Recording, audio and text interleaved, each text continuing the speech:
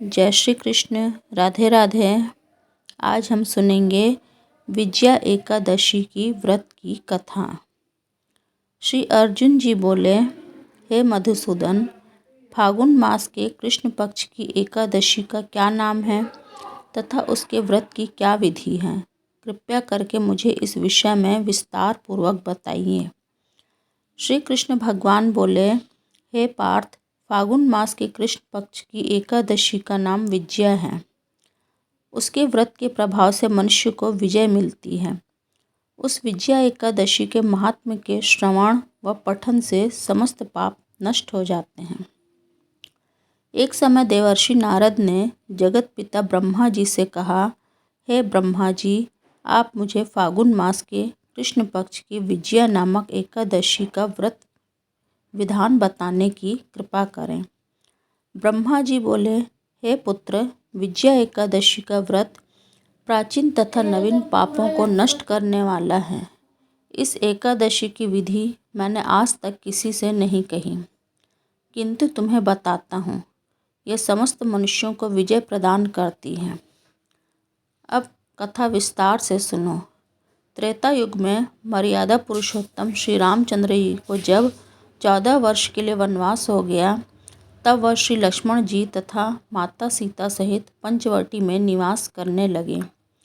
उस समय महापापी रावण ने श्री सीता जी का हरण कर लिया था। इस दुखद समाचार से श्री राम जी तथा लक्ष्मण जी अत्यंत व्याकुल हुए और सीता जी की खोज में चल दिए। घूमते घूमते वे मरणासन जटायु के पास पहुँचे। जटायु ने उन्हें सीता जी के हरण का पूरा वृत्तांत सुनाया और भगवान श्री राम जी की गोद में प्राण त्याग कर स्वर्ग को चले गए। कुछ आगे चलकर राम लक्ष्मण जी की सुग्रीव के साथ मित्रता हो गई और वहां उन्होंने बाली का वध किया। श्री हनुमान जी ने लंका में जाकर सीता जी का पता लगाया और सीता जी से श्री रामचंद्र जी तथा सुग्रीव की मित्रता का वर्णन किया।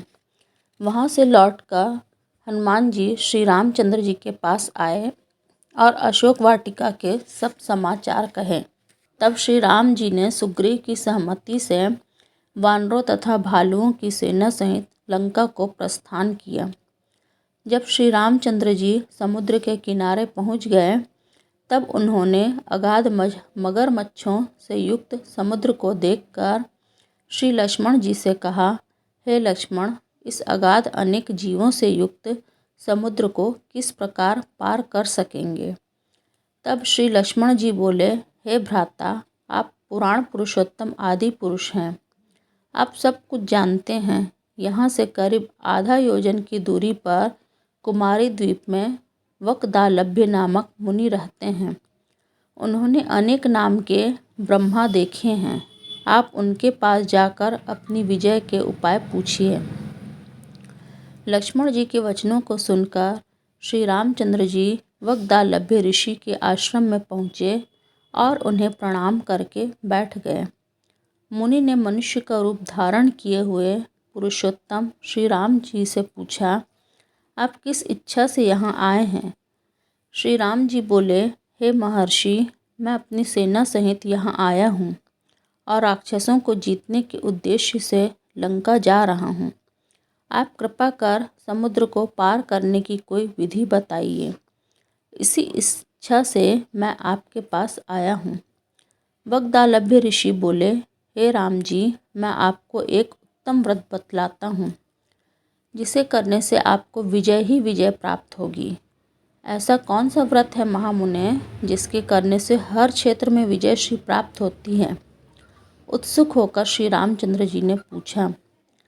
तब महर्षि श्री वकदालभ्य बोले, हे मर्यादा पुरुषोत्तम, फागुन मास के कृष्ण पक्ष की विजया एकादशी का व्रत करने से आप अवश्य ही समुद्र के पार हो जाएंगे और युद्ध में भी आपकी ही विजय होगी।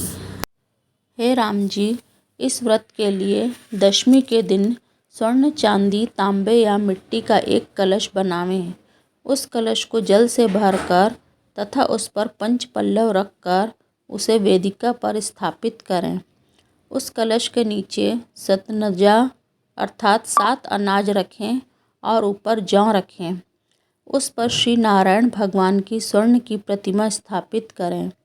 एकादशी के दिन स्नान आदि नित्य कर्म से निवृत्त होकर धूप दीप नैवेद्य नारियल आदि से भगवान की पूजा करें। वह सारा दिन भक्ति पूर्वक कलश के सामने व्यतीत करें और रात्रि को भी उसी तरह बैठे रहकर जागरण करना चाहिए। द्वादशी के दिन नदी या तालाब के किनारे स्नान आदि से निवृत्त होकर उस कलश को ब्राह्मण को दे देना चाहिए। हे राम, यदि आप उस व्रत को सेनापतियों के साथ करेंगे तो अवश्य ही विजयी होंगे। तब मर्यादा पुरुषोत्तम श्री रामचंद्र जी ने मुनि की आज्ञा अनुसार विधि पूर्वक विजया एकादशी का व्रत किया और इसके प्रभाव से दैत्यों के ऊपर विजय पाई। अतः हे राजन, जो मनुष्य इस व्रत को विधि पूर्वक करेगा उसकी दोनों लोकों में विजय होगी। श्री ब्रह्मा जी ने नारद जी से कहा, हे पुत्र, जो इस व्रत का महात्म्य सुनता या पढ़ता है उसे वाजपेयी यज्ञ के फल की प्राप्ति होती है। अर्थात इस कथा का कथासार इस प्रकार है। विष्णु भगवान का किसी भी रूप में पूजन मानव मात्र को समस्त मनोकामनाएं पूर्ण करता है। भगवान राम हालांकि स्वयं विष्णु के अवतार थे, अपितु अपनी लीलाओं के चलते प्राणियों को सद्मार्ग दिखाने के लिए उन्होंने विष्णु भगवान के निमित्त इस व्रत को किया। विजय की इच्छा रखने वाला कोई भी मनुष्य इस व्रत को करके अनंत फल का भागी बनता है। विजया एकादशी का व्रत प्राणी मात्र को हर क्षेत्र में विजय श्री प्रदान करता है। जय श्री कृष्ण। राधे राधे। आपको मेरा चैनल अच्छा लगे तो इसे लाइक करिए, सब्सक्राइब करिए और शेयर कीजिए।